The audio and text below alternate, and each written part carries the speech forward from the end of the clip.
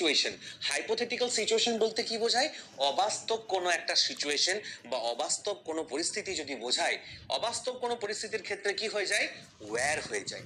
আবার দেখে নাও, if I were a doctor comma I would help the poor. তাহলে যদি আমি ডাক্তার হতাম তাহলে আমি কি করতাম? গরিবদেরকে সাহায্য করতাম। এর মানেটা কি? এর মানেটা আমি ডাক্তারও নই আর আমি গরিবদেরকে কি করি না? সাহায্য করি না।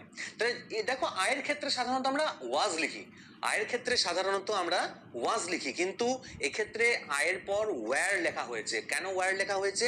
কারণটাই সিম্পল, কারণ আয়ের মাধ্যমে সাধারণত এখানে বোঝানো হচ্ছে যদি আমি ডাক্তার হতাম, তাহলে আমি তো ডাক্তার নই না, তাহলে আমি যদি হতাম, সেই জন্য আমি এখানে আয়ের পর ওয়্যার লিখেছি। তাহলে এটা চেঞ্জ কেন হয়েছে? আবার বলছি, অবাস্তব সিচুয়েশনের ক্ষেত্রে আমরা আয়ের পর ওয়্যার লিখতে পারবো, বা হাইপোথেটিক্যাল সিচুয়েশন, যদি হাইপোথেটিক সিচুয়েশন থাকে সেক্ষেত্রে আমরা কিন্তু অবশ্যই আয়ের পর ওয়্যার লিখতে পারবো। তাই if I were a doctor I would help the poor, যদি আমি ডাক্তার হতাম তাহলে আমি গরিবদেরকে সাহায্য করতাম, মানে আমি ডাক্তারও নই এবং গরিবদেরকে সাহায্য করবো না, ব্যাপারটা এরকম।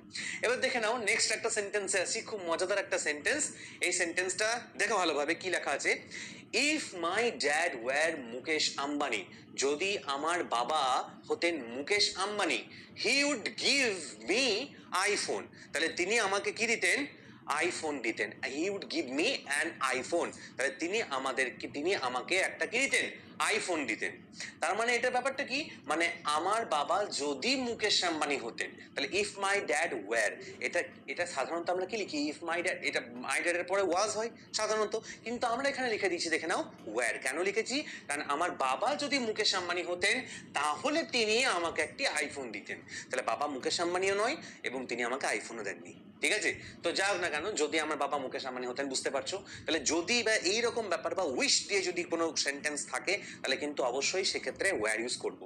দেখো, if he were a policeman then I would marry him, তাহলে যদি সে পুলিশম্যান হতো তাহলে আমি তাকে কি করতাম? বিয়ে করতাম। তাহলে সে পুলিশম্যানও নয় এবং আমি তাকে কি করতাম না, মানে সে পুলিশম্যানও নয় এবং আমি তাকে বিয়েও করি, ব্যাপারটা এরকম।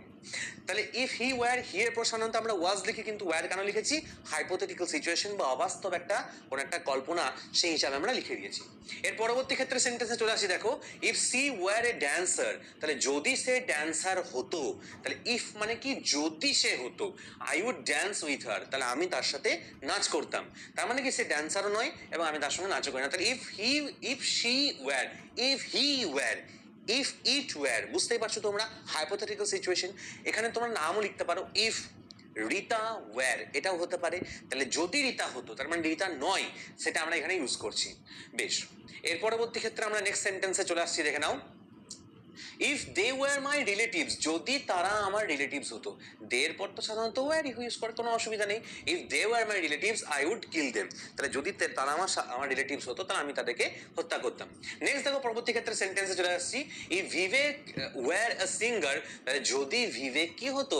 একজন গায়ক হতো, I would sing with him, তাহলে আমি তার সঙ্গে কি করতাম? গাইতাম। তাহলে ভিভেকের পরে কি হয়? সাধারণত আমরা জানি ওয়াজ হয়, কিন্তু আমরা এখানে ওয়্যার লিখেছি, যেহেতু হাইপোথেটিক্যাল সিচুয়েশন বা অবাস্তব বা অলিক বা কল্পনার মতন একটা সিচুয়েশন যদি আমরা বোঝাই তাহলে এটা ইউজ করব।